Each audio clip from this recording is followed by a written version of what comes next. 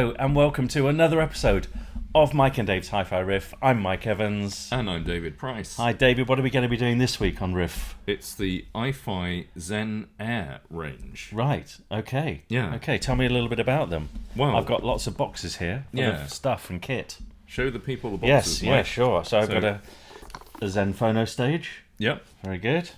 I have a ZEN Bluetooth DAC. So ZEN Air. ZEN Air. Yeah. ZEN Air Bluetooth DAC. Yep.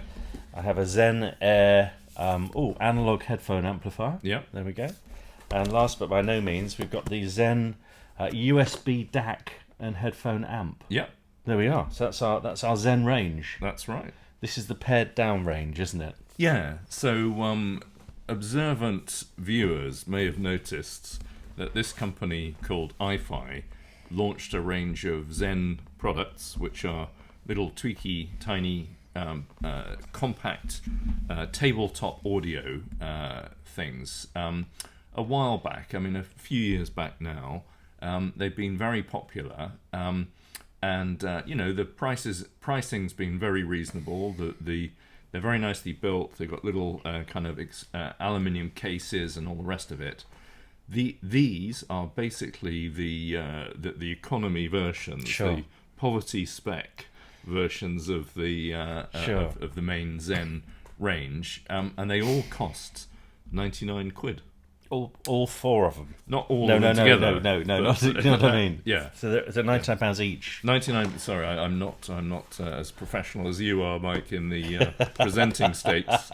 So yeah, £99 each per widget, per gadget, I think we've been very impressed by them. Considering it's hard, how can you not like them at that price?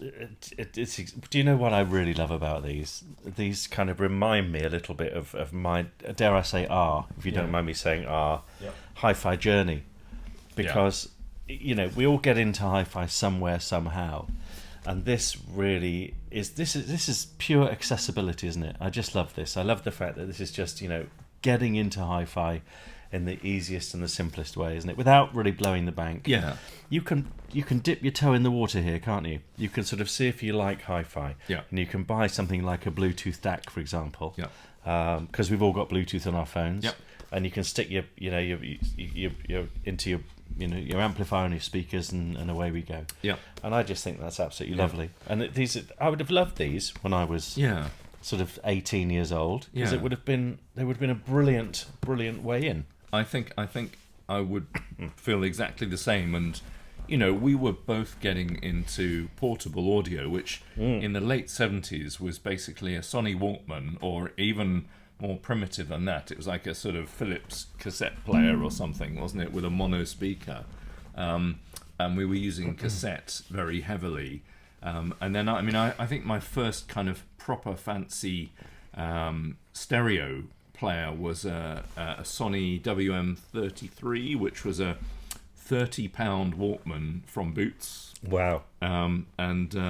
That sounded great, it sounded really good. Yes, yeah. But obviously it was a Walkman, it wasn't a separate piece of separate hi-fi. And had something like these come along at that time, I think I'd be all over them. I'd have my birthdays and Christmas presents, kind of well planned with every single one in the range, I think. I think you'd probably end up buying 3 of the 4. I really do, because I can really see a place for the USB DAC and headphone amp. Yeah. This is really, really sweet. You can plug your phone into it, because it's got a USB input in the back. You can stick your phone into it. You put your headphones in, or you connect it to your hi-fi. Yeah. And away you go. So I can really see a place for that. Or active speakers. Or active speakers. Yeah. Or active speakers. Now, you probably wouldn't use the analog headphone amp with it, because they're both headphone amps, so you choose either or. Personally, I really quite like the fact it's got a streamer in it as well. I think that's really cool. I also very much like the Phono stage, which I think is quite good, and I've tried this with MC and MM. It's got a switchable back.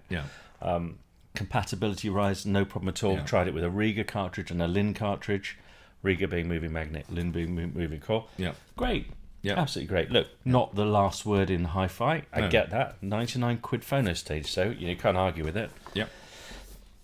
I think this will be their best seller. This is the Bluetooth DAC. I really do. And the reason why I say that is and it's maybe slightly controversial, is Bluetooth is super convenient. Yeah. We have it on all our phones. If you want to stream Spotify or something, you want to do it over Bluetooth. Now, what this does, which is really clever, is when you first pair it, asks you which codec you want to use on your phone. Yeah. And it suggests what it thinks is the best one. So I've got an Android phone, got a Samsung. No one's perfect. I'm sorry. and it says, do you want to use the LDAC codec? Yeah. Which is the most lossless codec. Yeah. So yeah, of course I do. So brilliant. So it then immediately paired, no fuss. Yeah.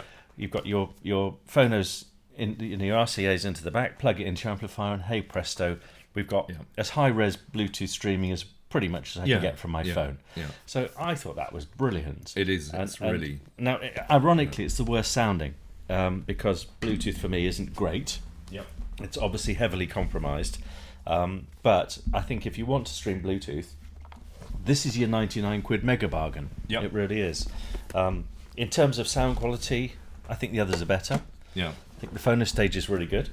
I think actually we were just listening. This is interesting. Oh, you got them all out of the box. Yes, we to save you the pleasure of watching us unbox them, we've actually unboxed. Because them you know how good I am at unboxing videos. Normally the boxes are empty when I unbox them. Well, would you like to unbox that again, Mike? No, thanks. He did in case you didn't know, he did a great unboxing video of his 1895E in our Christmas. One of our Christmas episodes, and festive fun. Yeah, it wasn't there, was it? There were some screws and a manual. Wasn't in the box. That was it. Somebody had eaten it. Is this the Air? Is this the Bluetooth one?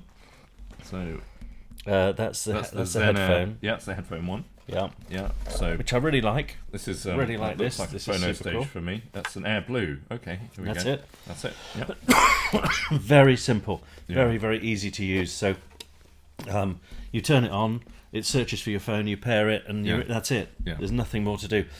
Really like that. I just think it's super bit of kit. Really handy thing, I think. Really handy. Yeah, really cool. Also, before Christmas, I had to do some business travelling. So took a couple of these products with me. And actually, I took both of the headphone amps with me. One streaming, just one to sort of plug in. That was really great, and David's just been listening to it on a system which I've got set up, which is a Raspberry Pi, which are 40 quid, something like that. Yeah. Raspberry Pi, and an Allo Boss DAC, which is about 100 quid DAC, which is a what do they call it? They call it a hat, so a hardware attached thing which sits on top of the Raspberry Pi. And then plugged into the headphone amp. The analog one, the analog headphone amp. You mean the ZEN Air can? The ZEN Air can, baby. Yeah. And actually, it's really cool for a couple of hundred quid. Yeah. You've got a hi-fi system, haven't you? I've just add headphones. Yeah. This has even got, which we didn't try, to be fair. It's even got a balanced headphone output. Yeah. And I didn't have a socket to fit it because it's the 4.4 is it? 4.4 mil socket. So had I had that, it probably would have sounded better again. They claim it reduces distortion by 50% or something like that. So really cool. Yeah. But they're neat little sort of pint-sized things, aren't they? So this is the that's the headphone amp, isn't it? That's a headphone amp. Yeah. Yes, that's it. Simple as that. So literally just sort of this has got the DAC in it as well. Yeah. So it's got a USB, I want to say B socket. It's like a printer socket, isn't it, effectively? So you plug that into your Lightning, or in my case USB-C, and away we go. So this is what I took away with me on my travel. I took a pair of headphones, took a pair of Bear Dynamic headphones, a lead, and that was all I needed. And hey presto, away we were. And I just think that's lovely. Yeah. It's got MQA built in for people who are into MQA. It's got line outs, so you can plug it into your system as well, which also we tried earlier. Yeah. Sounds really good. Yeah. 99 quid, you're kidding me. Yeah. How did they do it for that? Yeah. I mean, that's incredible. Yeah, I mean, I think if we're trying to be kind of professional reviewers and criticize, all of our criticisms disappear when you just say the words 99 quid. So I mean, basically they are I would say cost cut versions of the more expensive ZEN range, and they have a kind of plastic synthetic polymer case rather than aluminium. It's quite tactile. It feels okay, yeah, it feels doesn't it? perfectly all right. Yeah. You don't need aluminium cases on things like this at this price, and that's a great saving, and it means that you can get what are basically simplified versions of the circuitry inside of the more expensive stuff. Sure. But at a much lower price. Sure. And that's the phono stage, isn't it? yeah. Yeah. So that's right. There's the ground terminal. So you've got your on ground. there. You've got a switchable MCMM. Yeah. And I remember the here's a fun fact for you, Mike. Here we go. The QED disc saver. Oh, Does yes. anyone remember that? I vaguely remember that. So that was about 30 quid. Yes. And I think that was an MM only phono stage. I think it worked on batteries. I can't remember, but was it a square box?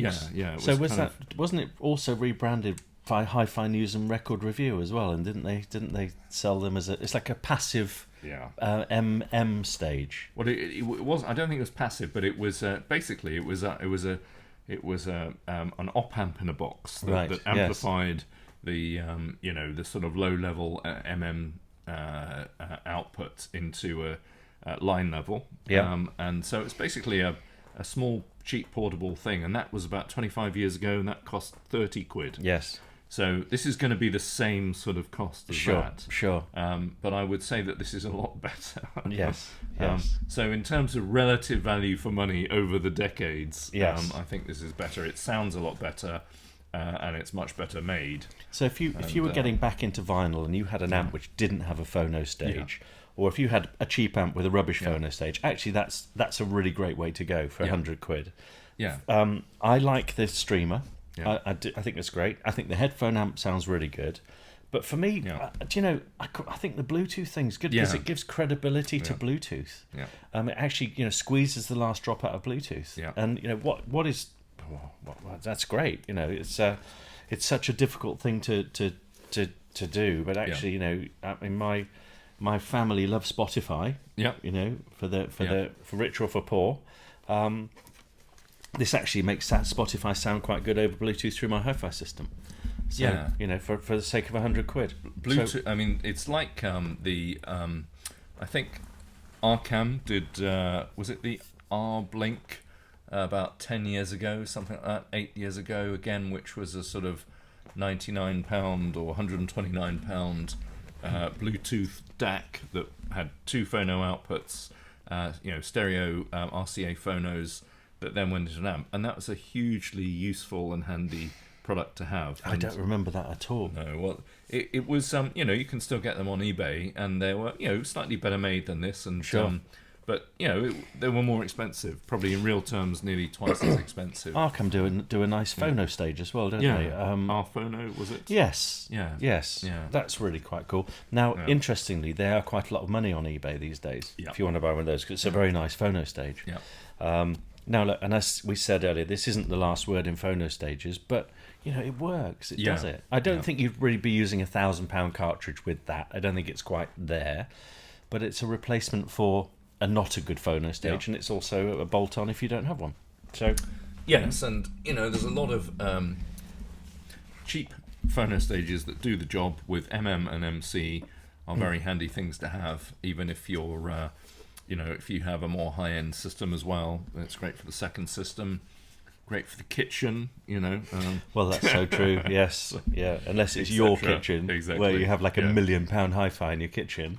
Yes. So Yes, we should talk about your kitchen system on a riff one day, because it's absolutely priceless. If you can excuse the pun. So it's currently got a Technics SP15 SME5 and Supex SD900. This is in David's kitchen. In my kitchen. In his kitchen. So, and you've got these heavily modified Wharfdales. You've got a Sony CDPX77 ES. Oh my God! You've got a DAT player which cost £1 million. Yeah. Well, that I in the kitchen. Cooking utensils, you have to get the best, and I cook better to music, so that's my defence. I've got an Alexa in my kitchen. Well, I can't believe I've just said that live on air. Does he cook for you or something? Was it he or she? I don't know. It's far too modern for me. Yes, you've no idea what I'm talking about. No idea. No. When we're talking about streaming and Bluetooth, I don't know, and you're talking about SME5s. I know. But anyway, moving back Yes. back to this. So the other feature of these, of course, is that eagle-eyed viewers will have noticed the colours are all different. So that's so Mike's just realised they're different. So Yes. sort of, Oh yes. there you go. Very good. Do they stack as well? Can you stack one I on top of think the you other can. if you wanted to? Yeah. That's quite cool, isn't it? So- I quite like the form factor. Yeah. I think it's quite sweet. Yeah.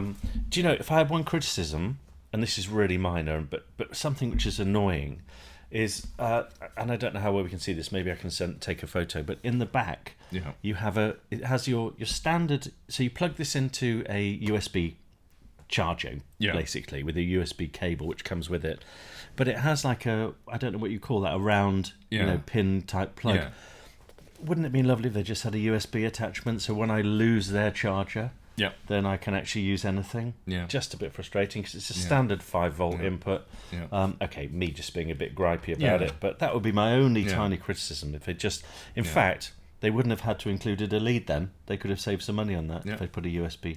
There you go. USB charger. Hire Mike for his technical consultancy. Quite, absolutely. But there we go. Let's give them let's do a collective thing for the concept. Yeah. So let's do a collective hi-fi riffometer for the idea of having some really cool £99 gadgets. Yeah. So I can't think of anything that sounds better at the price. Well, no. So I would say, obviously, you can do a lot better in absolute terms. But these are basically, if we're being honest, they're cheap and cheerful products. Yes. And they fulfill that role extremely well, I would say. Yes, So I'm going to give them 9 as a kind of family of products, because it's just really hard to criticise for what they are. And if you think about our kind of entries into sort of small desktop portable audio 25, 30 years ago, those were in real terms a lot more expensive, weren't they, than this? Mine was, because when I used to commute, I had a Sony Walkman Pro and a pair of Bairdynamic DT990s. So I looked like a Cyberman on the train, but it was. That doesn't surprise me. So, and no doubt you recorded your tapes from something really nice. We recorded it from an LP12 ECOS Troika onto a Nakamichi CR7E on metal tape. So so they sounded really good actually. Yeah, I bet it did. Yeah. But nobody spoke to me because they thought I was a weirdo on the train. Which nothing's changed really. No comment. No, I'm with you all the way. I'm going to give them a 9 because I just think these fulfill a really, really useful purpose. Yeah. And for me personally, I can definitely see a market for the Bluetooth adapter because it gives you high-res Bluetooth into your system without breaking the bank. It's not something you want to spend a lot of money on, but this is absolutely perfect. Ticks every box. And I have actually been using the Phono stage as well, which has been really cool. So there we are. Absolutely. There we go. Yep. So 2 9s. For our ZEN Airs. Yep. There we are. Well, look, thank you very much indeed once again for watching this episode of Mike and Dave's Hi-Fi Riff, and we will be back again with the next one. Thanks very much. Bye. Bye-bye. Bye.